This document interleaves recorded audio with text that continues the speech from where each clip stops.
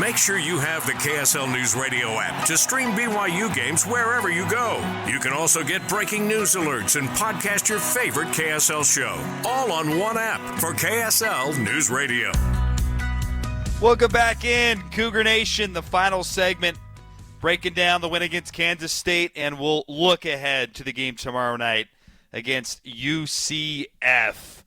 Man, Mitch, how big was that win, the Kansas State win, in your eyes? Is that just a nice win, or did that have some significance to it? I think they're all big in the Big 12, and I know that might be a cop-out answer, but I do think that was important just to get back in the win column, put all the bad vibes from that Oklahoma loss, because that was ugly. The way BYU played in Norman, losing by 16, and it felt like they were tired, they were sick, and just to get back in the win column against a K-State team that had beat Kansas. And I just thought that was just kind of a feel-good game and speaks to how BYU basketball has elevated its program by just going through the grind of the Big 12. I mean, a year ago, Matt, I think everyone in Cougar Nation was feeling, man, if you can't win in the WCC, this is going to be a bloodbath in the Big 12. And through 10 games, they're 5-5, and everything is in front of them in the NCAA tournament, probably a 5 or a 6 seed. It's exciting, and to have the excitement of the chase of March Madness in front of BYU as an at-large team, that's awesome. And that's all you can ask for going into this first year where expectations were so low. No one in that building, though, Mark Pope and the team, had low expectations. They always believed they could do something more, but all of Cougar Nation, I think, has been pretty impressed with the way this team's played. Mitch, let's turn the page to UCF tomorrow night, 7 p.m. It's an ESPN Plus game. You can hear it right here on your legacy home of the Cougars, KSL News Radio. UCF is coming to Provo. They just lost to Texas Tech. And the UCF is learning a tough lesson, Mitch. It's called karma. They did the horns down, and it's been a bit of a tailspin since then. Lost 3 of 4, 4 of 6. So maybe, look, it was a little frustrating when BYU administration got in the way and got those students to change their shirts, but maybe it was for the best because the team that started it is in a tailspin, Mitch. That is true. And did you see after they beat Oklahoma 2 weeks ago in Orlando, they just had a random sign that said horns down in the student section. So they've leaned in to horns down, and you're right, it's kind of backfired for UCF. But I will say, this is one of the best defensive teams in the Big 12 Conference. A personnel tidbit to watch, though, leading up to tip-off with UCF is their center. Remember, this guy, this is the first repeat game for BYU in the Big 12. They'll have 5 teams in the conference this year that they have 2 meetings against. They played UCF previously back on January 13th in Orlando, and the big guy for UCF, number 11, Ibrahima Diallo, he's the best shot blocker in the Big 12. He didn't play against Texas Tech this past Saturday in Lubbock. He's dealing with a knee injury. If he doesn't go, that helps BYU's chances a lot to defend home court and win comfortably. Because this would be the type of game, too, Matt, where in an ideal world, you win by double digits, and we know that the KenPom and the net ratings, they love a good blowout, and that can elevate your numbers and your resume for seeding purposes down the road in March. Does this feel a little bit like the Cincinnati game in terms of there's a banged-up big man, you don't know what's going to happen, and then is Diallo just going to show up and have a career night like Aziz Bantango did earlier in the year?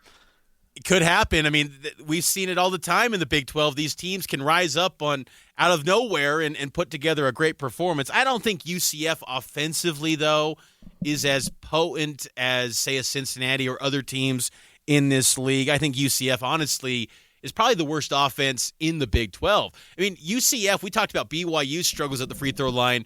Remember in that game in Orlando, UCF was awful against BYU. I think they were sub 50% in that game against the Cougars. Had they just shot a respectable percentage, they probably beat BYU in Orlando. So this team will lock you up defensively, and I think that's going to be kind of the interesting chess match here. They're coached by Johnny Dawkins, a former Dookie who worked with Mike Krzyzewski. He's very familiar with, he's a well-known name in college basketball.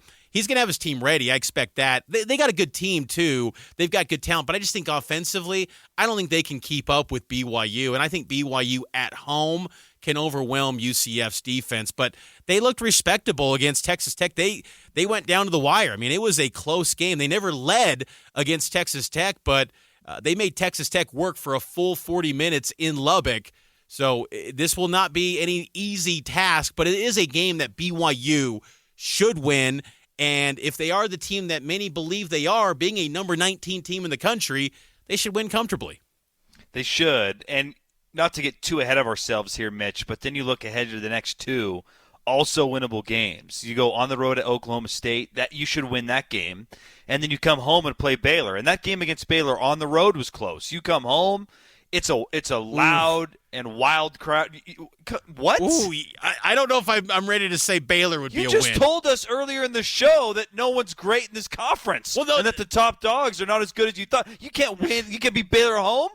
I think they will be favored, but that's just still mentally I'm struggling to wrap my mind. Maybe I'm just having flashbacks to Perry Jones III beating Matty Carlino. You are having flashbacks. You like how Jerome Tang mentioned that game, too, in his post-game presser? That was a deep cut. Oh, yeah. Because Jerome Tang was with Baylor back when Carlino nearly took them down earlier in the 2010s. I love a good deep cut. You know that about me. So, yes I love that. I thought you would enjoy that. I'm not saying the Baylor game is going to be easy. I'm just saying it's at home. Yeah. You got 2 home games and a road game against a bum, the worst team in the conference, Oklahoma State. You win those 3, Mitch, you're in the tournament as a guaranteed top 6 seed, I feel like. Mark Pope would probably scream at us right now, but you could honestly draw up a scenario, Matt, where they don't lose until Kansas.